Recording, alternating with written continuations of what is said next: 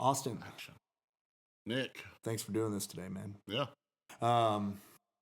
So you're what, about 10 months sober now? Over. Over 10 months and sober. some days. Yeah, dude. Yeah. Life's This is what that looks like. Yeah, life's getting pretty good. Yeah. Cool, man. That kind of got me thinking about like what it was like before we got here, Yeah. No, we don't come to rehab on necessarily a win streak.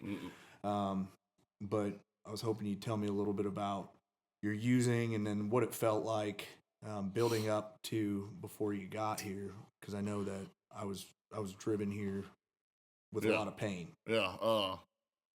You said it, pain and just feeling useless, dark places, not having any kind of willpower, just being driven by a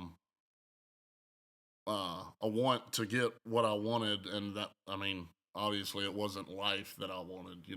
I come here feeling worthless, feeling ashamed, feeling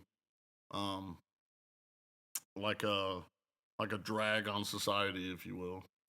Like getting here, obviously that changes, but it was a whole lot of me, getting what I want and going to do whatever that looked like to get what I wanted.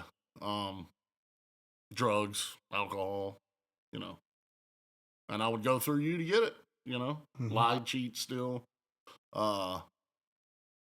manipulate, or not talk to you at all and just totally, completely push family and friends out of my life that have been there, had my back, throughout all of my life. And then, I do that to them, which is unfair, so yeah, man, it was a wild ride getting here, but I'm happy I'm here. Yeah. Looks good on you. As far as like when you got to treat, first of all, let me ask you this: how many times have you been in and out of treatment prior to coming to Discovery Place? I've been to treatment 3 times. I've been to one before this, which it just wasn't time, that was 10 years ago. So I was still not ready, I guess you could say. Like a lot of people come to treatment or looking, well, they're not looking, and they go ahead of time before they're ready, but this time, I say that I came here twice in 1 year, so within 1 year. But that last time I was ready. I was done. I was demoralized. I was, just not a good person when it comes down to it. Driven by a bunch of fear coming in here. Yeah, man. Yeah. What I've had some experience with going to different treatment facilities. Before you got here to Discovery Place, A, did you know you were going to be coming here? And B, did you have any sort of expectation of what this kind of a place would have as far as an impact on you? Yeah. So no to both of those. I had no involvement in, this program. When I was told about it, and I was told that, hey, yeah, you have something else going on. It's not just that you're using. Yeah, we get that, but there's something going on inside your head that keeps driving you back to that. And you need to figure out what that is. You need to figure out what's wrong with you, and then we can establish where to go from there.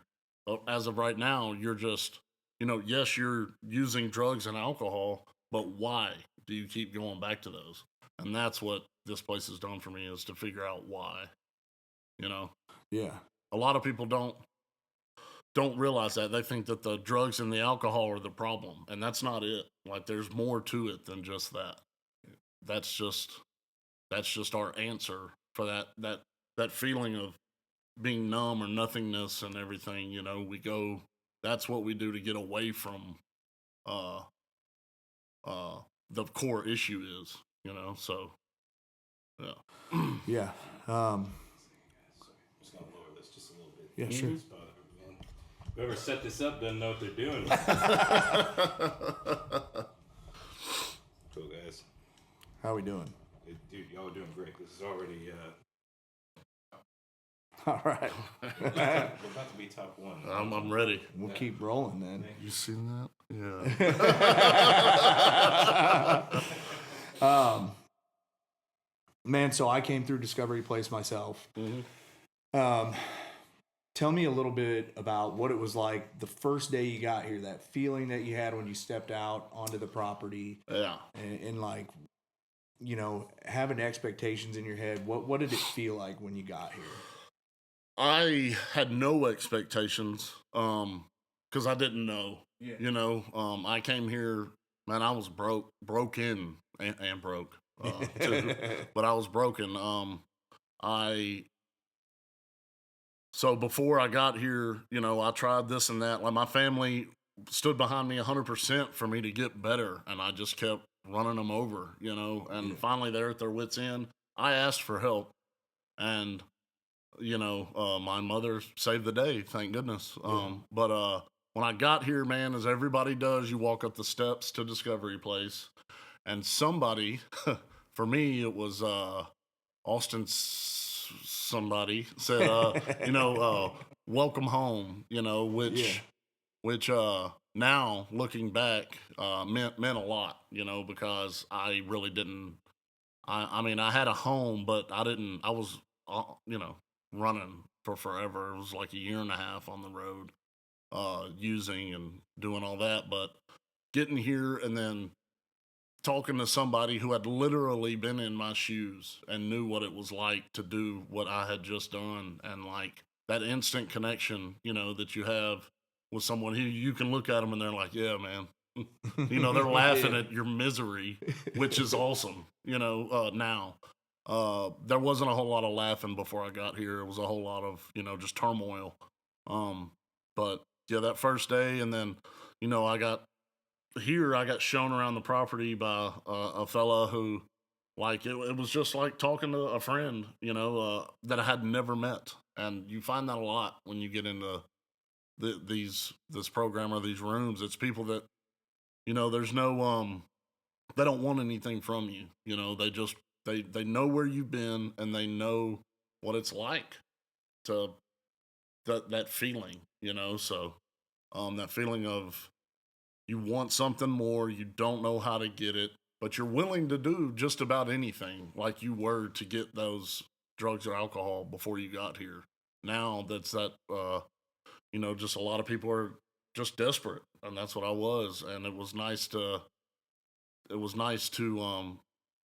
uh have some people that knew that feeling, that wanted to help, that that was here. Yeah.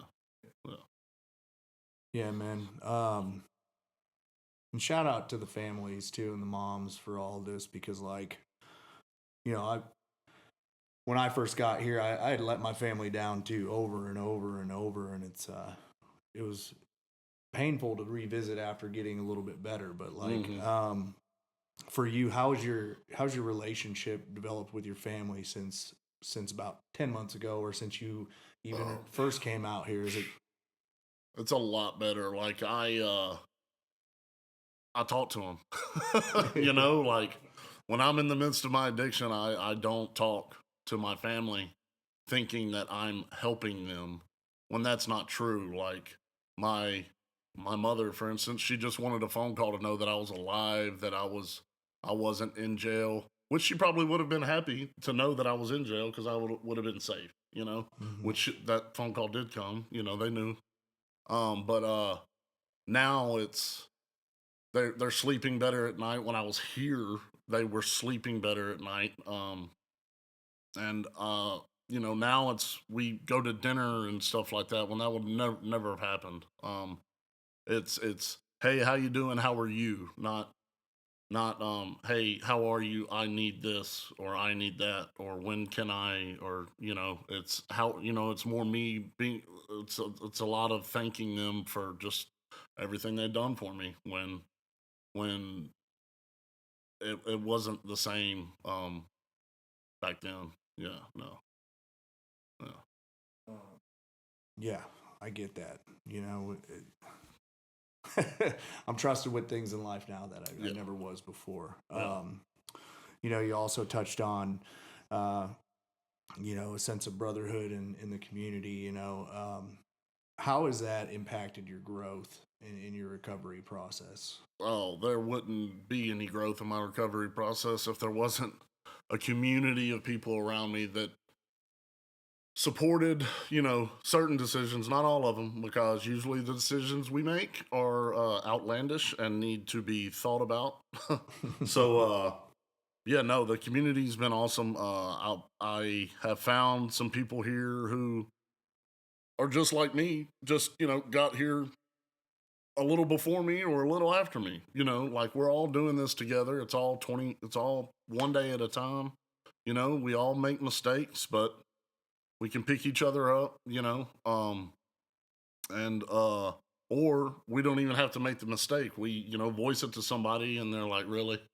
Does that really sound like a good idea?" Yeah. No, okay, maybe not, you know. But it's those type of things that I didn't have before I got here that I would run on those and all the way to the end, you know, like whatever the end looked like, you know, jails, uh, a treatment facility, or worse, you know. So it just the community, and not only that, I've got some friends here that I'll have for a long time, hopefully.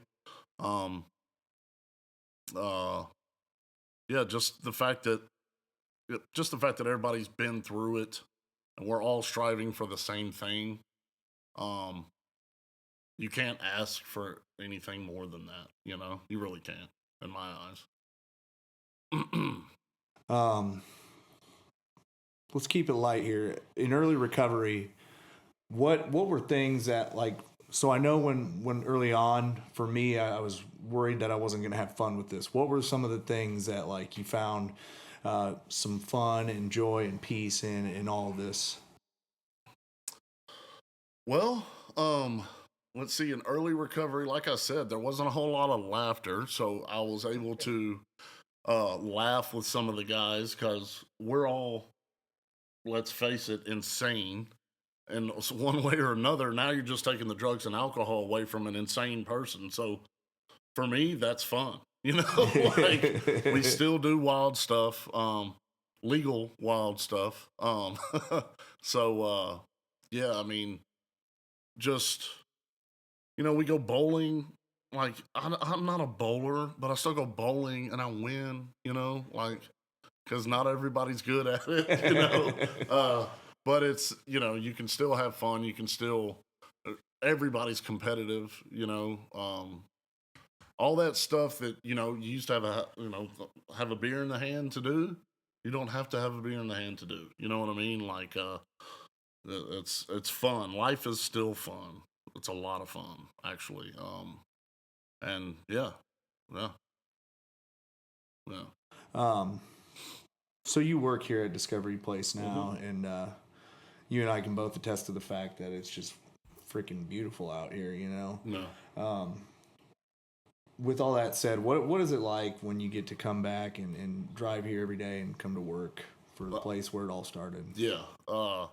It's hard to explain because I get the opportunity to be the guy that checked me in. You know what I mean? And see that person who's coming off of whatever uh I'll say turmoil or just bad place they've been at, and I get to love them.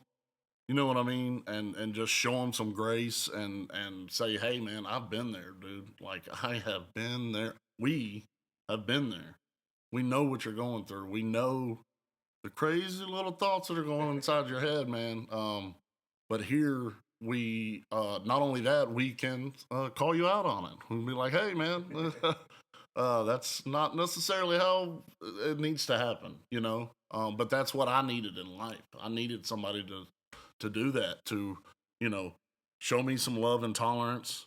Tolerance is big, you know, but also love, and then to you know be a friend.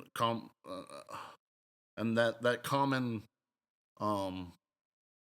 just feeling of this is brand new, but I'm willing to try it because I have exhausted everything else, you know.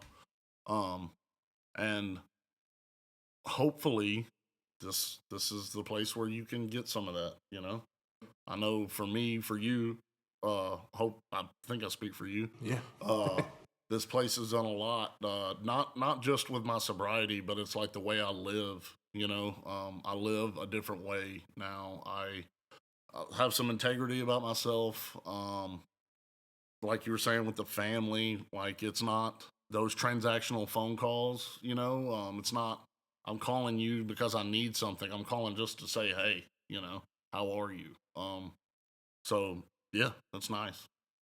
When you got to Discovery Place, and when I got here, even we could kind of notice that the staff had also been through what we've been through. You know, how did that, seeing that, and then seeing the staff here actively in recovery, how did that impact you while you were in the program here? Yeah. Well, knowing that people had done drugs the way I had done drugs, or drank the way I drank,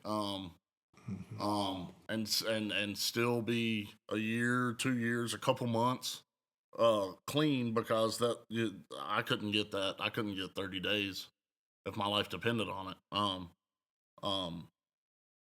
Just seeing them walking around, going to work consistently, you know, and still being able to smile and have fun, that was a huge impact for me. And then not only that, like they still hung out with each other after work, you know. Would you say that, like, these guys that worked here being an example of what recovery could be, do you think that had any impact on you working here, sticking around, and being a part of the fellowship like that? Oh yeah. It definitely did because, well, everybody here has been through it. Everybody here is used, and they're sober now, and it definitely had an impact on me staying because they gave me an opportunity when a lot of other people wouldn't give me a job. Um, um, and now what? Starting out in the kitchen and all that good stuff. I mean, yeah, sure, you get your hands dirty, but it's part of it. You know, you wash a dish, you're still getting paid. Yeah. But not only that, like when you're in there washing dishes or cooking for these guys who it's probably been their first meal and a decent meal in a long time, or you're you give somebody a tour when you're here, you know, just all that, like even after going through the program, you're still a part of the community. You know, like that's one thing Discovery Place gives you is just a community, and that's huge. From what I found, I didn't have people like this for a long time. The people that I had like this, I'd left behind. I had done things to, and they just didn't want to have anything to do with me. So um, it's nice. It's nice to have that now, you know. So, but it's not easy. Like there's things you have to do. You know, you got to be honest with everybody. You got to because they can see through your stuff because they've done it too. You know, like and that's nice. That I need that accountability. You know what I mean? Like didn't have any of that before I got here. Definitely none of that. Yeah. So can you explain a little bit about what that last go was like? I mean, you know, Ooh, yeah. how did that feel? What did it look like? You know, were you homeless? Were you on the street? Were you, you know? I had done, yes, I can. I had done a little bit of all of it. At the point in time, I was staying at a acquaintance's house, or on their couch, excuse me. Anyway, but it was a bright, sunshiny day outside, and it was storming inside of my head. Mm. Like there was nothing happy about what I was going through, or what I put myself through. It was I was a complete slave to what I needed, what the drug. Um, I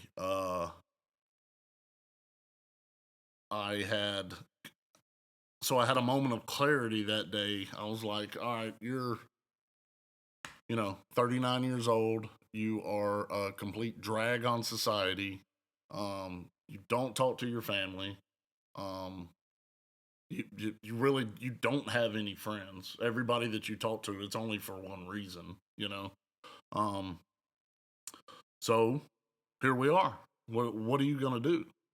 And it was at it was at that moment that I called somebody here because this was after a relapse. I had already been here and I had went back out. Yeah. I called somebody that worked here, and they picked up the phone, and that was the start of a new beginning. Like, because when they picked up the phone, there was joy in their voice. You know what I mean? And there was no joy in my life at that point in time. And they asked me, they said, has it been fun? And I was like, no, it hasn't been fun at all. Um, and and he said, well, are you ready? Or what are you going to do now? And I said, I'll do whatever it takes now, man. I didn't have any other options. It was going to get a whole lot darker from there. You know what I mean? So from then on out, it was, having to humble myself to talk to family, which I didn't talk to. And luckily they kept in touch with my family and everything. Like, it was a lot of grace right there in that moment. I'll never forget that. It was something beyond me that happened right there in that moment that got me here 2 hours later. You know what I mean? Like, because I didn't think my family would have anything to do with me after some of the things I had done. But they did, like, that's love, that unconditional love that I had heard of, that I had never really experienced before. But yeah, that was a big moment in my life. Yeah. Yeah. Being an alcoholic, drug addict myself, I understand about relapse and how that can make things a lot tougher to get back to the good things in life in recovery like this. Was that intuitively kind of a no-brainer for you at that moment, that you were going to come back here, and why was that the case? Like, yeah, because I had never had any sobriety before this, length sobriety, and this place is different. There's something going on that hill, around that pond, in these rooms, that is different. That there's something in the air. That it's all of it together. Just combine it all, and that is Discovery Place. And it got me through it. Not through it. It got me back here from just knowing who was here and what could happen, and what people, the fact that people don't want anything from you. They just want you to get better. You know what I mean? And that's what happened. I mean, I walked up here the second time laughing as I'm walking up the stairs, like, I'm back. But I felt home. Like, I knew that I was where I needed to be, And yeah, something changed, and I'm still here 10 months, so something later. Yeah, I can't remember exactly how many days, but yeah. And I don't plan on going anywhere. Like, I'm working here. I've found a purpose, I've always been like a people person, but this is different, like, I'm getting to help other men try to find first of all, what's wrong with them, and then go from there. Like, because, like I said, man, people come in here broken and needing help, needing some kind of companionship, whether it's with us or with whatever that looks like. And it's a different kind of high when you really see somebody starting to get better and like start smiling. Yeah. You know, and that's where I'm at right now. Yeah. Yeah, man. Austin, where you're at today, what would you say to the next guy that's going through what you went through a little over 10 months ago, out running and gunning and in the trenches right now? What I would say to that person is, when you're ready, there is a different path. And that looks like finally figuring out that that's not sustainable. It's not. And it's not a question of if, it's a question of when things are going to fall to the ground and or burn. You know, what happened to me, I wouldn't wish that on anybody. Hopefully, you get here without losing all your money. You know what I'm saying? Without losing everything, because that's what happened to me. And when I mean everything, I mean physically, emotionally. Like, I was gone. I was a ghost of a person. You know what I mean? You don't have to live in that torture anymore, because the cycle that you go through every day for the same stuff, and you never get any kind of relief. You know, maybe for a minute or two, but then you're right back to it. Like, here you can find that relief, and it's long lasting. Yes, you have to work for it. Yes, there's things you have to do, but anything in life worth it is worth working for, right? You know, like, I would pose that same question to you. Like, what would you say to the person that's still out there that's not willing, not ready? Sorry. What would, okay. Here we go. Yeah, you're good.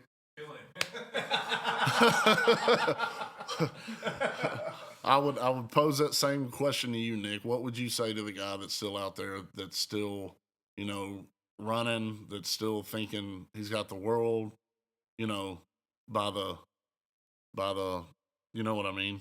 And like is still in the trenches, as you say. Yeah, man. You know, for me, I would say, you know, man, I've been in your shoes. I've had that loud noise screaming at me in my head every day, and I just can't shut it off. And you know, having to take another hit to quiet it down just for a second, just to get that relief. I know what it's like to look over my shoulder every day because I owe this man this or this person that, and I'm robbing Peter to pay Paul. I've been there. But there's a different way, like you said, to live, a design for living that has worked for me and worked for other people in front of me. And I see that it works through them, and that's enough for me.